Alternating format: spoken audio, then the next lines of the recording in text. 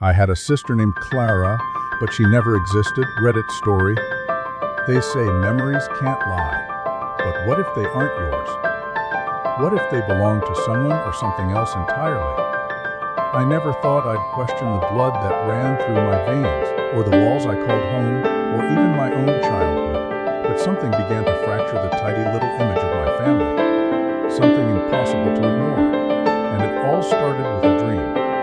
No, not a nightmare exactly. I wasn't falling or running from something in terror. It felt more like a message, a whisper from a place beyond my comprehension. In this dream, I was 6 years old again, sitting in the corner of my old bedroom, and I wasn't alone. A girl with braids, freckles, and a lopsided grin was sitting beside me, carefully showing me how to braid her barbie's hair. She looked just like me, but younger and gentler. I knew her name. I knew her laugh. I knew she hated peas and loved sneaking ice cubes from the freezer. But when I woke up, sweating and breathless, I realized something that twisted my stomach into knots. This girl did not exist. Still, that dream stuck with me. I went through old photo albums and scrapbooks, searching for a clue, anything to explain the vividness of what I saw. But there was no trace of her, just me, my parents, and our perfectly ordinary suburban life. It could have ended there, a weird one-off dream I forgot by breakfast. But then came the deja vu. At first, it was minor, a fleeting feeling while walking past the elementary school, a moment of misplaced grief while seeing a pink bicycle chain to the back, or the automatic glance toward the back seat whenever my mom's car passed the park. I brushed it off. Maybe I was just nostalgic. Maybe the stress of my final year at university was finally getting to me. But then I said her name out loud, without meaning to. We were sitting at the dinner table, my dad telling a story about his awful boss and how he'd almost quit that day. I was chewing on mashed potatoes, zoning out, and I mumbled. Clara would have told him all. Silence. My mother dropped her phone. My father's face froze mid-expression. What did you say?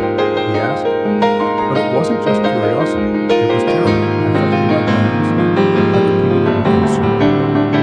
Clara, I said, Clara. His knuckles whitened around his glass. My mom stood up without a word and walked to the kitchen. My dad, quieter now, asked again, where did you hear that name? That's when I knew. I hadn't imagined her. But that didn't make sense. I didn't have a sister. Not biologically, not adopted, not a cousin close enough to be mistaken. Clara wasn't real. Except I remembered her. I remembered her birthday, April 14th. I remembered the scar above her eyebrow from when she fell off the trampoline. I remembered she used to sleep with her socks on because her toes got cold. And I remembered that she used to call me B&O because I'd once farted in the middle of class and blamed it on the radiator. The next day, my dad came into my room holding a small metal box. Don't tell your mother I gave you this, he whispered. She never wanted to talk about it. Inside was a silver chain necklace, a folded piece of pink construction paper with stick figures drawn on it, and a photo. One I had never seen before. It was me and Clara. Both of us were sitting on a swing set, my arm around her shoulders, her face blurry but unmistakably hers. I looked at the date printed on the back where August 9, 2008. I was 7. She was 5. How is this possible? I asked. I don't understand. But he didn't answer. He just stood there, staring at the photo, his lips trembling. And then he said, she wasn't supposed to be remembered. It took weeks of whispering, of silent dinners and unlocked drawers before I began to piece together the truth. Clara had been real. She had been my sister, but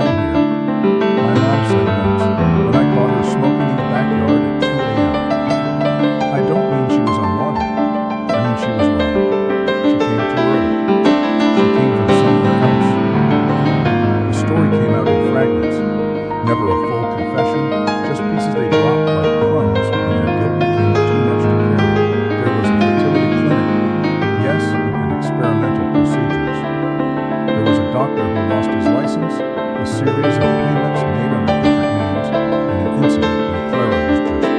They never said what that incident was. Just that afterward, they couldn't keep her. Not because she died. No, it was worse than that. She kept saying things she couldn't know. My dad whispered once, drunk off half a bottle of whiskey, about people who hadn't died yet, about us, about you. She knew things, predicted things. At first, we thought she was gifted, but then, they never finished that sentence, and somehow they erased her. Not metaphorically, literally. No records, no birth certificate, no medical files, no memories from extended family, no photos in the cloud. Just a box in the attic, a name my parents flinched at, and one corrupted photo that somehow slipped through. I became obsessed. I had to know more. I had to find her. If she was alive, where was she? And if not, where had she gone? Then came the boxes in the basement. I found them while cleaning for spring break, stacked behind a false wall my dad had built years ago. Inside were journals. My mom's. For years she'd claimed she hadn't been journaling. Pages and pages describing Clara, her behavior, her drawings, the things she said at night in her sleep. It wasn't just strange. It was terrifying. One entry in particular chilled me. Clara told me I'd lose the baby. I told her not to say such things. She just smiled and said, "It's okay, Mommy. I'll see you next time around." But I had no other siblings. Unless I was the baby. That's when everything inside me collapsed into a quiet, screaming change. What did she mean? See you next time. And how could Clara have known that something would happen to the pregnancy that years later became me? Unless the impossible was true. Unless somehow I was her, or a piece of her, or something that came after her, carrying her memories, her soul, her secrets. That would explain the dreams. That would explain why I felt her grief was my own. And yet it couldn't be, could it? The more I looked, the more the evidence built. My fingerprints matched no baby records before age 2. The family videos from before then were suspiciously absent, and I found receipts from a storage unit I'd never heard of. Under her name, Clara Ellis. The unit was still active, and when I visited miles away in a rustic town my parents had never mentioned, I opened the door to find a room full of dolls. Hundreds of them, all in a circle, all facing the center, where there stood a single chair. When it drew a photo of me, I stared at the photo like it might blink or breathe or explain itself. It was recent, taken no more than a year ago. Clearly me, with the same scar on my chin from falling off my bike, the same silver birthmark near my collarbone. I had no memory of this picture being taken, no recollection of visiting this place before. Yet there it sat, propped up neatly on the dusty wooden chair, as if something had been waiting for me to come back. The dolls made it worse. There were so many, all positioned carefully in a perfect circle around the chair, facing inward like a congregation. Porcelain faces with cracked teeth, suit faces with button eyes, some so old they looked melted at the edges. Each wore a tiny tag around its neck. When I leaned in closer, I realized every tag bore a name, a date, a time. I picked one up, Icicle, Yo 44th, 1997, Yo 330, another, Yo 4th, 1986, Yo 330, Yo 4th, 2001, they were all born on the same day, the same hour, different years. And then I saw the final one, the only one missing a doll body, its tag hanging alone on a nail hammer into the back wall. The name on it made my throat close. Clara, Zo 4th, 2006, Zo 30th birthday. The one I remembered so clearly. The longer I stood in that unit, the colder it felt. My skin prickled as though a storm was building inside me, like air pressure was shifting. Something was watching, and not in the way you feel when someone's in the room. No, this was something older, something embedded in the room itself, something waiting. I grabbed the photo, stuffed it in my backpack, and bolted. I didn't care about answers anymore. I just wanted out. But of course, it wasn't over. That night, I couldn't sleep. The image of that chair, those dolls, those names, they clung to my mind like birds, impossible to shake off. I started searching. I couldn't explain why I needed to dig deeper. It was as if something had been awaiting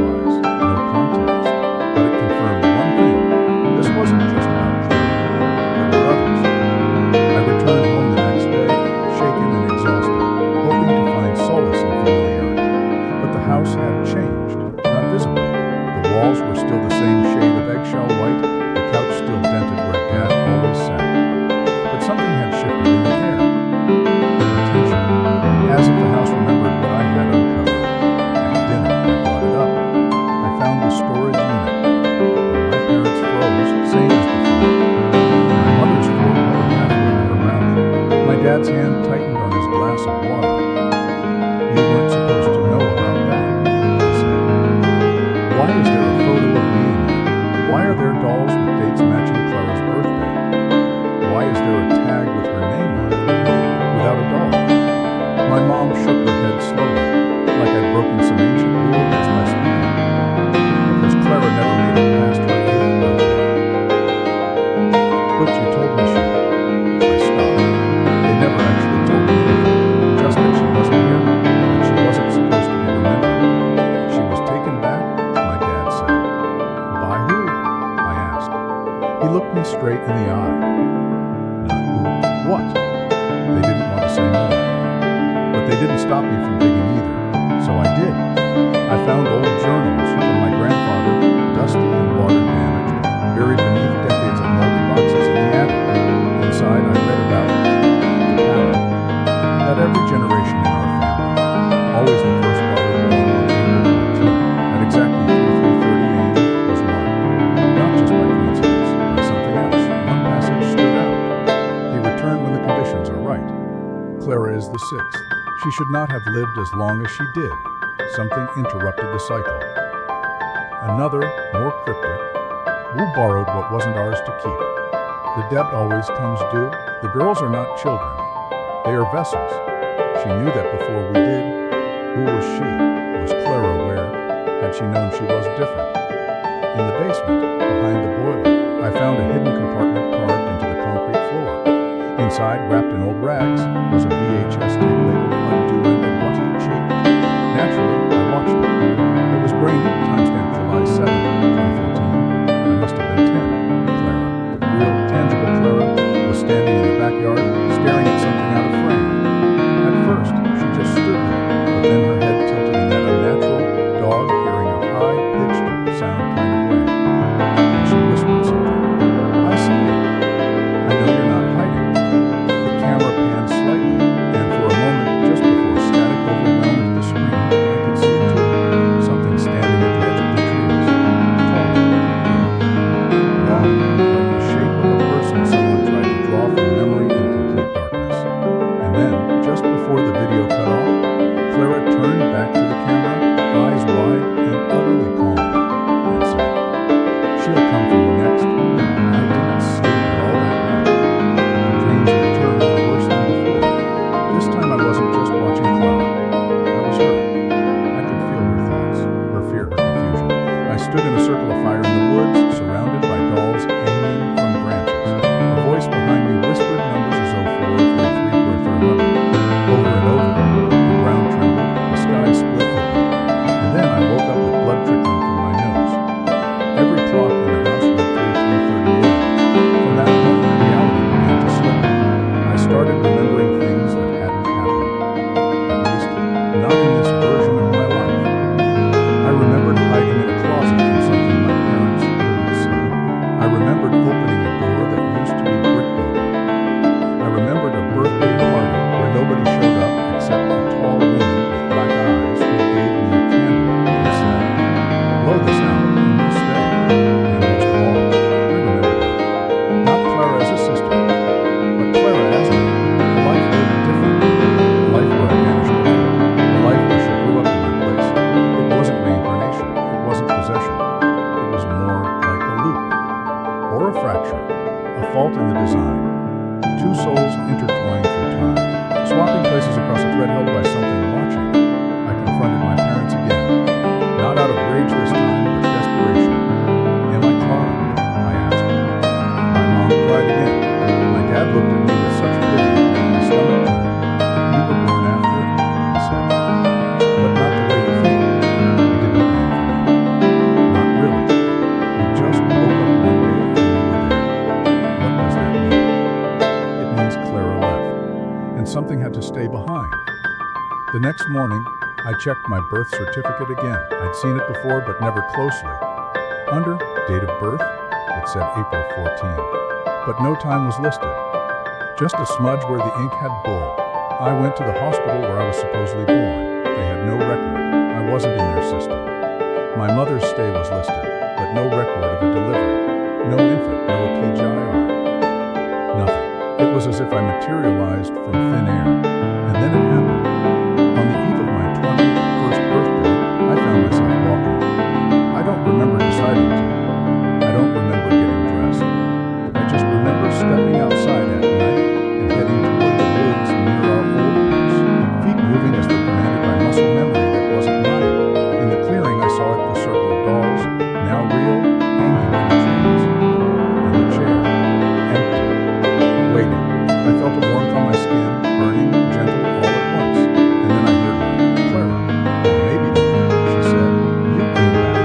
Now we can finish what we started." I stepped into the circle. In the world blinked. I don't remember falling or vanishing or even crossing over. There was no flash of light, no tunnel, no dramatic pulse of the universe resetting itself. It was quiet. Too quiet. Like a pause between heartbeats when you're waiting for bad news. One moment I stood in the clearing, the night wrapping around me like wet cloth. The next, I was somewhere else. Still in the woods, but wrong.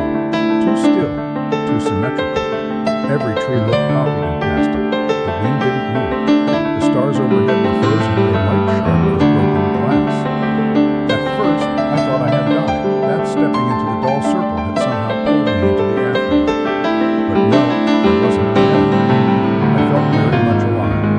Heart pounding, breath catching in my throat, skin prickling with the kind of awareness that only comes when you realize the rules have changed and you no longer know what game you're playing.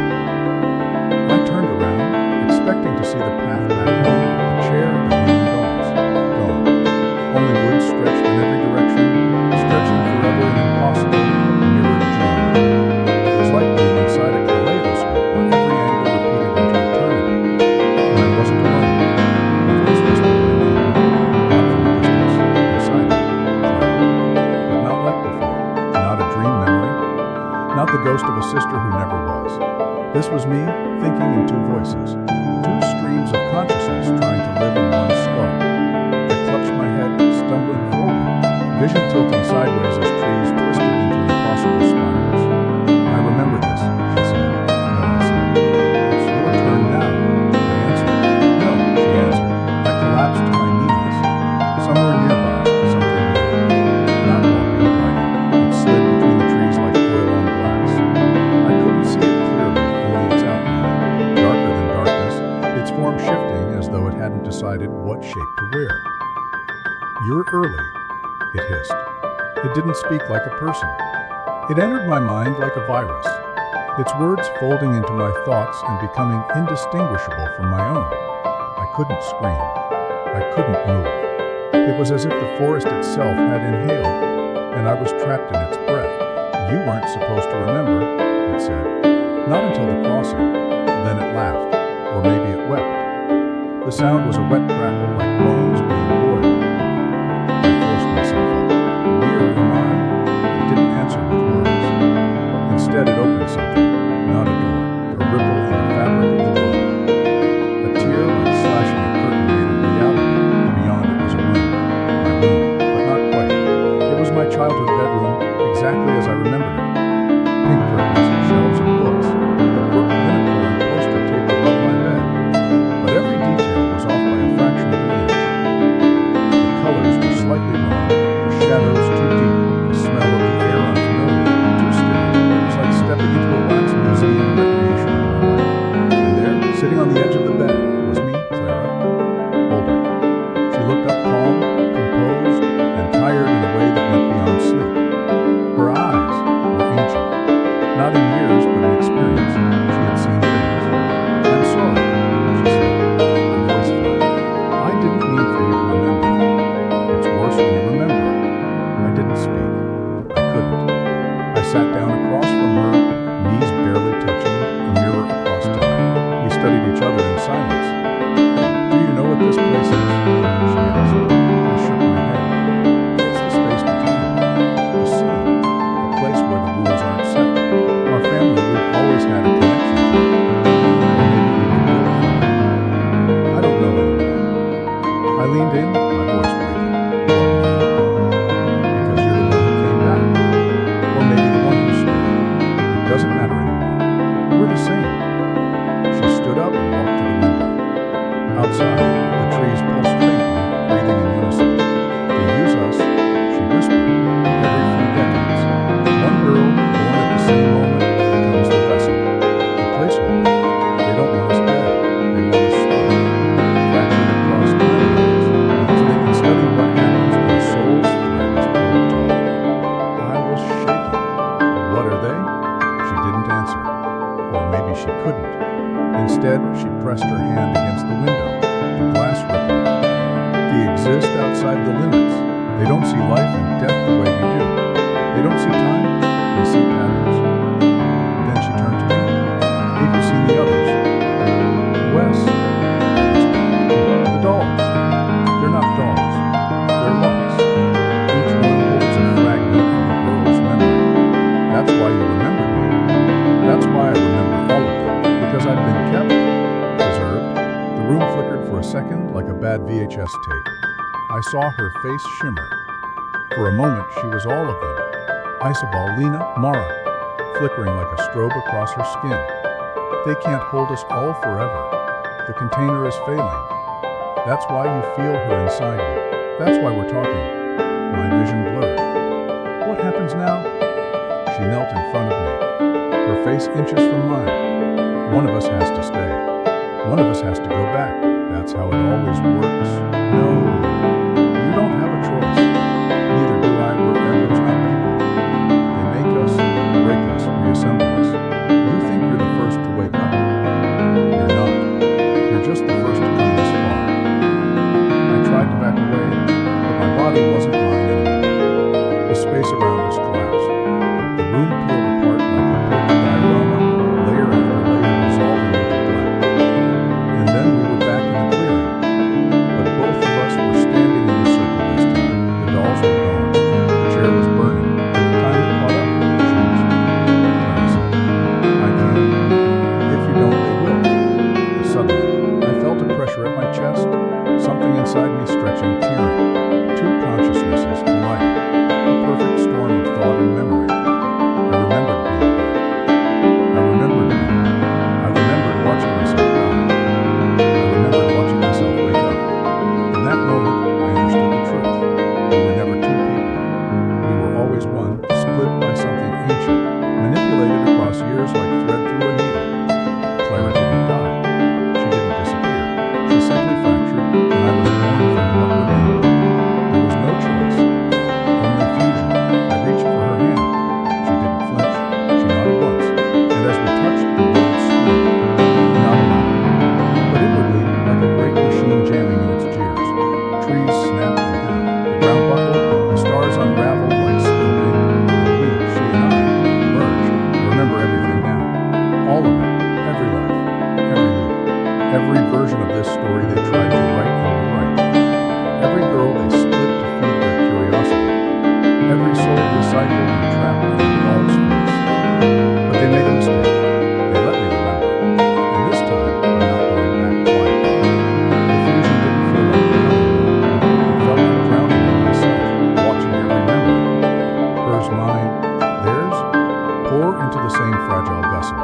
Thoughts collided like meteors. Time folded inward, seconds stretching across lifetimes. When the scream of the world stopped, there was no applause, no divine light, no grand reward for understanding, just silence. Endless, merciless silence. I opened my eyes in my childhood bedroom, the real one this time, not the wax museum echo. I recognized the creaky floorboard near the door, the pencil marks on the closet wall where my height had been tracked, the faint discoloration on the ceiling from when the upstairs bathroom flooded. For a moment, I almost believed it had all been a dream, until I looked in the mirror. It was me. But not only me. My face was slightly sharper, my eyes darker around the edges. My reflection didn't blink when I did. It stared as though waiting for me to speak first. Then it tilted its head, out of sync with mine. My body stood frozen, but my reflection slowly reached forward and placed a hand against the glass from inside. The room went cold. Then, in the smallest, clearest whisper, I heard, "They see you now." I stumbled backward, knocking over a lamp. The glass shattered on the floor, sharp pieces embedding in my palm as I tried to steady myself. Blood ran across the hardwood and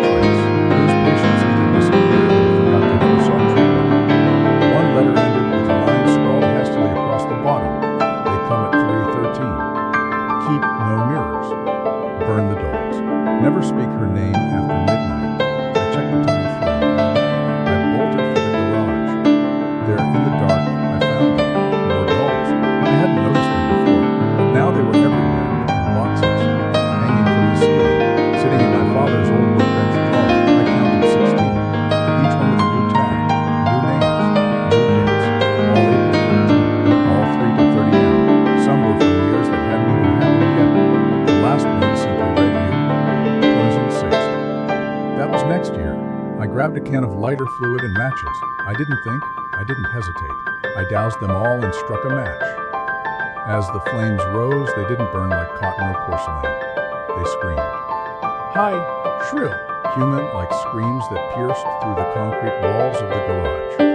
One by one, they exploded into sparks of blue light, and for a moment, I saw their faces. Young girls, wide-eyed, whispering a word I couldn't quite catch. Then came the knock, not on the garage door, on every door. Front. Back. Upstairs. The walls trembled with the force of it. A dozen synchronized knocks, all hammering once, then pausing. The rhythm knocks. Silence. One knock. Three knocks again. I was frozen. The fire still roared beside me, turning the last doll into a pool of molten ceramic. Then one of the side doors opened on its own. A girl stood there, about 8 years old, freckles, braids. Clara, or maybe me. Her eyes glowed faintly. Her skin was pale, almost translucent, like she had been made from paper. She didn't move like a child. She moved like something wearing a child's skin. She raised one hand slowly and pointed to the stairs. I want to go home, she whispered. I shook my head. You are home. Her mouth twisted into a grin too wide for her face. No, you are. And then she vanished. I should have left. I should have run. But something pulled me. Up the stairs, down the hallway, to the bricked over door in the guest room that hadn't been there yesterday. I pressed my hand against it. It was warm. Closer. Behind it, I heard singing. A lullaby. The same one my mother used to hum when she thought I was asleep. I pressed one. The bricks crumbled like sugar. Inside was a nursery, dustless, timeless. In the center was a crib, and inside the crib was a pale pink, breathing. With every rise and fall of its chest, a memory leapt into my mind. Clara's first steps, her first word, her last scream. The cocoon opened its eyes. They were mine. Then a voice from behind me said, "You broke the cycle." I turned around. The doctor stood there, wore something wearing his shape. His face shifted every few seconds, never second. Cold, young, female. Every few breaths, it looked like someone I knew. My mother, my father, Clara. The voice stayed constant.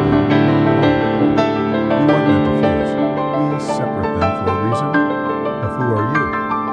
We are the authors, the editors. We manage the overflow. What overflow? Consciousness. But he stepped closer, and every step distorted the room. The mobile above the crib spun in reverse. The walls shifted colors. My heartbeat ceased with the ticking of the old clock on the dresser. You are not the first to question, but you are the first to remember and return. That makes it dangerous. To who? To everything. I stepped between him and the crib. She's not yours. I smiled. Neither are you. Neither are you. Suddenly the room fell inward. Gravity reversed. Sound turned inside out. I felt myself being torn again. Two minds, two hearts, two beings fighting for one shell. But this time I didn't let go. I pulled back. I grabbed the cocoon. I held it close. I screamed a name I hadn't spoken in years. Not Clara. Not name. It wasn't a human name. It wasn't meant for speech. But it worked. The doctor recoiled. The room shattered like glass, and we were outside again, standing in the yard, just before sunrise. The house behind us empty and quiet. Clara stood beside me, whole and real. We were one again, but separate. She turned to me. They'll try again? No, you'll forget this ever happened. They always do. I nodded. But I won't. She reached into her pocket and handed me a key, small, silver, carved with symbols I'd seen in my dreams. Next time you find the door, she said, lock it from the inside. And then she was gone like a breath. But this time she didn't vanish. I let her go. Not as Clara. No, not as me. As both. As neither. As the one who remembered. I didn't sleep after that. Not because I was scared. I'd passed that point long ago. But because sleep had become something else entirely. A door I couldn't trust. Each time I closed my eyes now, I didn't rest. I traveled. I shifted. I became a vessel, drifting between layers of reality that weren't built for human minds. Each dream wasn't a dream, but an echo. And every echo had a cost. The morning after Clara handed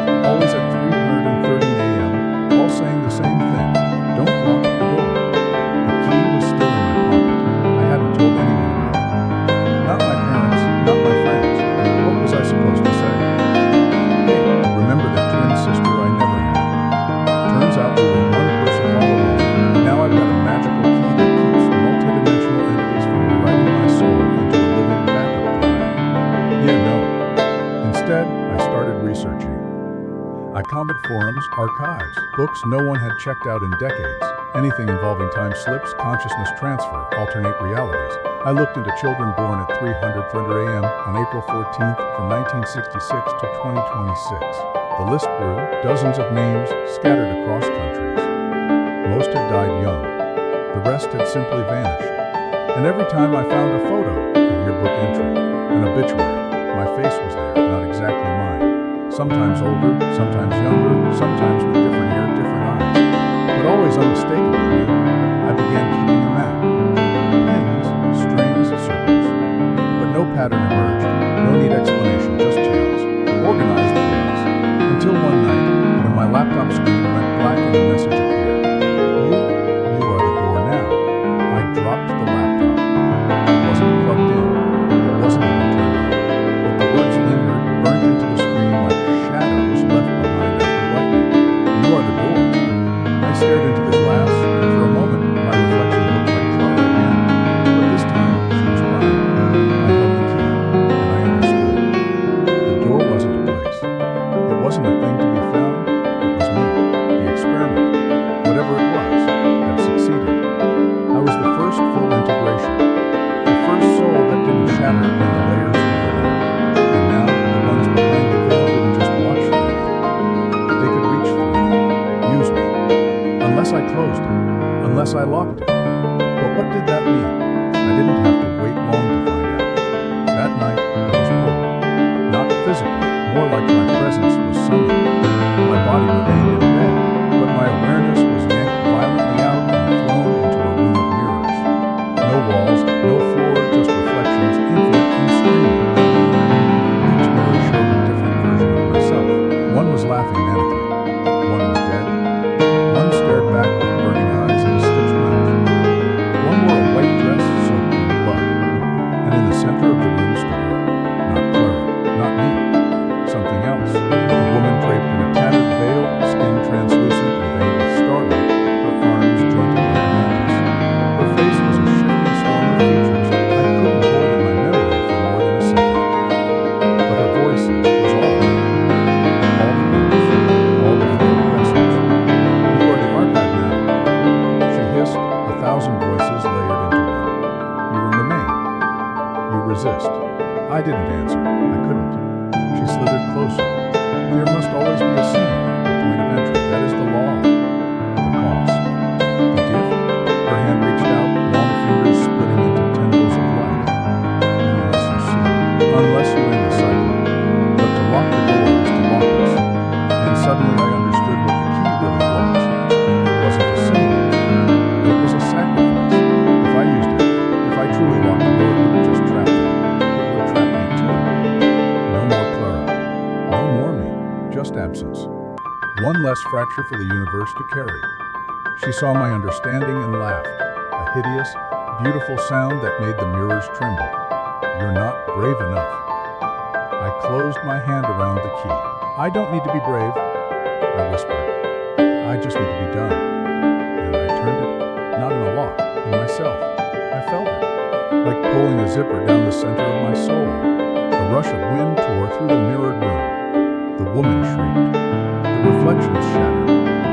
Light poured from my chest as I sank into the void, alone, free-falling through lifetimes of memory, of lives I'd never lived but always remembered. Clara's first kiss, Mara's drowning, Icicle's violent wrestling, Lina's last words, all of it, flooding through me in a final cascade of identity before slamming shut.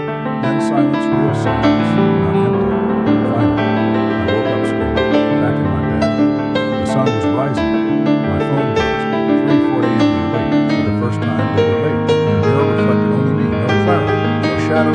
No watchers. Just a girl. Old. And the key. Gone.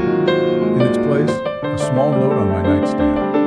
5 words, handwritten in shaky scrawl. You are the last one. I stared at it for a long time. I didn't know whether to feel relief or dread. Maybe both. Maybe neither. But I knew one thing. Whatever came next, I'd face it alone. Not because I wanted to, but because now no one else could. There's a strange sort of peace that comes after the world ends, and you're still in it. Not the world, of course. Cars still drive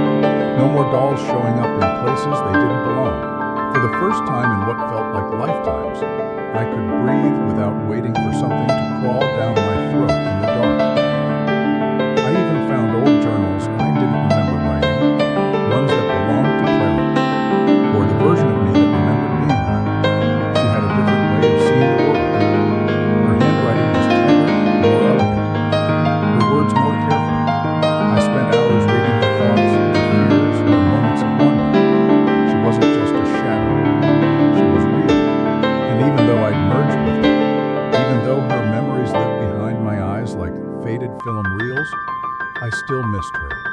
Like missing a twin you'd never met but always felt pressing against your ribs from the inside. One entry stopped me cold. Dated 3 months before I'd ever remembered her. They told me if I reached the end, I could leave. But I don't think I ever will. They build endings like cages. The only real escape is forgetting. And I'm too stubborn for that. I should have known then. Should have known that nothing that powerful dies quietly. It began again with whispers. Faint, harmless things at first. A voice saying my name while I brushed my teeth. A soft laugh behind me when I studied alone in the library. A lullaby humming from my closet that stopped the moment I opened the door. I told myself it was stress. Maybe trauma. Maybe I wanted to hear her again. Maybe I missed the horror because it made me feel special. But denial only lasts until it's interrupted. Like the night I came home and found a doll sitting on my pillow. She wasn't like the others. She looked exactly like me. Same hoodie, same scar on the chin, same silver birthmark on the collarbone. Around her neck, a tag, only 2 words. You forgot. I threw it out, burned it just like before, watched it melt and scream and curl into ash. But this time, it didn't end there. The next night, there were 2 dolls. One in the fridge, one inside the microwave, perfectly posed like it had been cooking itself for fun. Each one had a tag. You remembered wrong. She's not gone. That night, I dreamed again. But this time, it wasn't me drifting into some realm between realities. It was someone or something coming through. I stood in a room made of eyes. Living, blinking eyes that watched me from every angle. The floor was made of mirrors. Above me, smiled mouths chanting the same phrase over and over. The door was never yours to lock. And then I saw her. Not Clara. Her, the veiled woman, the librarian of souls, the weaver of echoes, the one who warned me what would happen if I tried to end the cycle. She didn't speak this time. She simply held up a mirror, and in that mirror I saw myself standing in my room, holding the key again. Except I hadn't been holding the key. I didn't have it. Did I? I woke up gasping, drenched in sweat, my hand clenched tightly around something small and cold. The key. It was back. No note. No explanation. Just reality reasserting its terms and conditions. You can never win a game you don't understand the rules of. I realized then that I hadn't ended anything. I delayed it, rewritten it, forced the book to close halfway through the story, only for it to snap open again the moment I blinked. Because it wasn't just about me. The door was never mine. It was ours. And someone else was trying to open it again. I started seeing her in reflections. Not Clara, not the veiled woman. The girl, 7 years old, braided hair. Freckles, but her eyes, they were empty, not blank. Empty, like holes bored through flesh and filled with static. She never spoke. She just stared. Until one day she pointed to the corner of my room and mouthed, "She's waiting." I didn't know what to do. I couldn't go to my parents. They didn't remember. When I brought up Clara again, they looked at me like I was talking about an imaginary friend I'd outgrown. So I did the only thing left to do. I went back to the storage unit. I don't even remember driving there. It was like my body knew the way before my mind could catch up. The door was already open. Inside of the circle of dolls again, arranged. But this time, there was no chair. Just a mirror, leaning against the wall, covered in dust. I stepped in front of it and stared. It didn't reflect me. It reflected a version of me I hadn't yet become. Older, colder, tired in the way that meant nothing had worked. And she said one word. Run. The mirror shattered. And behind it, behind the wall, another door. This one carved with hundreds of names, all of them mine.